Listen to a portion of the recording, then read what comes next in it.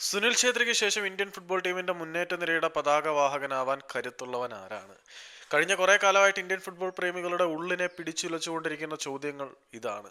ആരായിരിക്കും ഛേത്രിക്ക് പകരം? അതിനുള്ള മറുപടി എന്താണെന്ന് ഓൾ ഇന്ത്യ ഫുട്ബോൾ ഫെഡറേഷന്റെ പ്രസിഡന്റ് ആയിട്ടുള്ള കല്യാൺ ചോബ ഇപ്പോൾ പറഞ്ഞിരിക്കുകയാണ്. പുള്ളിയും പറയുന്നത് ഇങ്ങനെയാണ്: എല്ലാവരും കഴിഞ്ഞ കുറെ കാലമായിട്ട് ആവർത്തിച്ച് ചോദിച്ചുകൊണ്ടിരിക്കുന്ന ചോദ്യം ഇതാണ്: ആരാണ് ഛേത്രിയുടെ പിൻഗാമി?